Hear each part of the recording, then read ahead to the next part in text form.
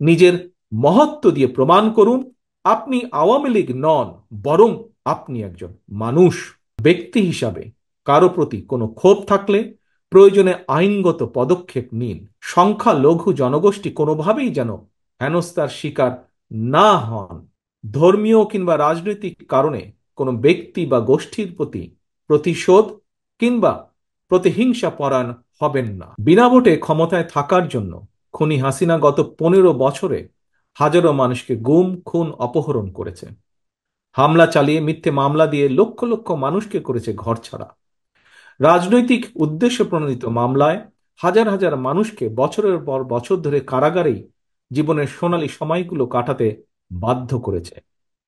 খুনি হাসিনার অত্যাচার, নির্যাতনে, নিপীড়নে দেশের গণতান্ত্রিকামী মানুষ ক্ষুব্ধ, বিক্ষুব্ধ এবং এ কারণেই গণ আন্দোলনের মুখে খুনি হাসিনা পালানোর পর নির্যাতিত নিপীড়িতদের কারো কারো হয়তো আচরণে হয়তো বা ক্ষোভের মারাত্মক বহিঃপ্রকাশ ঘটেছে। প্রিয় দেশবাসী, গণহত্যাকারী খুনি হাসিনা পদত্যাগ করে পালানোর পর আমি তাৎক্ষণিকভাবে দেওয়া একটি বক্তব্যে সবার কাছে আহ্বান জানিয়ে বলেছিলাম, বিজয়ের কাছে পরাজিতরা নিরাপদ থাকলে বিজয়ের আনন্দ মহিমান্বিত হয়। তবে আমি খবর পেয়েছি দেশের কোনো কোনো জায়গায় কিছু কিছু অনাকাঙ্ক্ষিত ঘটনা ঘটেছে।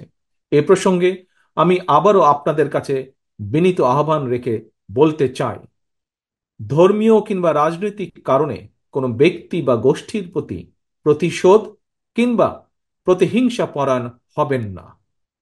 বিশেষ করে সংখ্যালঘু জনগোষ্ঠী কোনোভাবেই যেন হেনস্থার শিকার না হন, সেটি নিশ্চিত করা আপনার, আমাদের সবার দায়িত্ব। কোনো ধর্মীয় উপাসনালয় ক্ষোভের বহিঃপ্রকাশ ঘটাবেন না। খুনি হাসিনা তার দলীয় এবং ব্যক্তি স্বার্থে রাষ্ট্র এবং সমাজে মানুষে মানুষে ঘৃণা, হিংসা, বিভেদ ছড়িয়েছে। তবে আমার বক্তব্য স্পষ্ট, কাউকে সংখ্যালঘু হিসাবে বিবেচনা করার প্রয়োজন নেই। বাংলাদেশে মুসলমান, হিন্দু, বৌদ্ধ, খ্রিস্টান, বিশ্বাসী কিংবা অবিশ্বাসী কেউ সংখ্যালঘু নন, বরং আমাদের একটি পরিচয়, আমরা সকলে বাংলাদেশী। সুতরাং ব্যক্তি হিসাবে কারো প্রতি কোনো ক্ষোভ থাকলে প্রয়োজনে আইনগত পদক্ষেপ নিন, কিন্তু দয়া করে আপনারা কেউ নিজ হাতে আইন তুলে নেবেন না। অন্যকে নিরাপদ রাখুন, নিজেকেও নিরাপদ রাখুন। নিজের মহত্ব দিয়ে প্রমাণ করুন আপনি আওয়ামী লীগ নন, বরং আপনি একজন মানুষ। প্রিয় দেশবাসী, ভাই বোনেরা, আরেকটি বিষয়ে আমি আপনাদের দৃষ্টি আকর্ষণ করতে চাই। আইন শৃঙ্খলা বাহিনীর কোনো কোনো সদস্যের প্রতি কারো কোনো প্রতি ক্ষোভ থাকলেও নিজেরা প্রতিশোধ গ্রহণ করবেন না। আইন শৃঙ্খলা বাহিনী কিংবা জনপ্রশাসনের কেউ অন্যায় করে থাকলে রাষ্ট্রের প্রচলিত আইন অনুযায়ী তাদের বিরুদ্ধে ব্যবস্থা গ্রহণ করা হবে। দেশে কোনো সরকারি কিংবা বেসরকারি প্রতিষ্ঠান কিংবা বিদেশের দূতাবাসগুলো নিরাপদ রাখা আপনার, আমাদের সকলের কর্তব্য, সকলের দায়িত্ব। খুনি হাসিনা এতদিন এসব প্রতিষ্ঠান তার পারিবারিক প্রতিষ্ঠানের মতন ব্যবহার করলেও এগুলো জনগণের সম্পদ, এগুলো রাষ্ট্রীয় সম্পদ, কারো ব্যক্তিগত কোনো সম্পদ নয় এগুলো।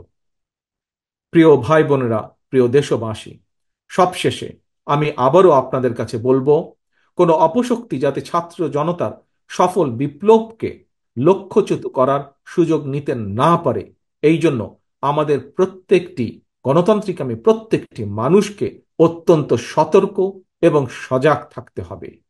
এটি এই মুহূর্তে বিএনপি সহ বাংলাদেশের পক্ষের প্রতিটি রাজনৈতিক দলের নেতা, কর্মী, সমর্থক, শুভাকাঙ্ক্ষীদের প্রতি আমার বিশেষ আহ্বান।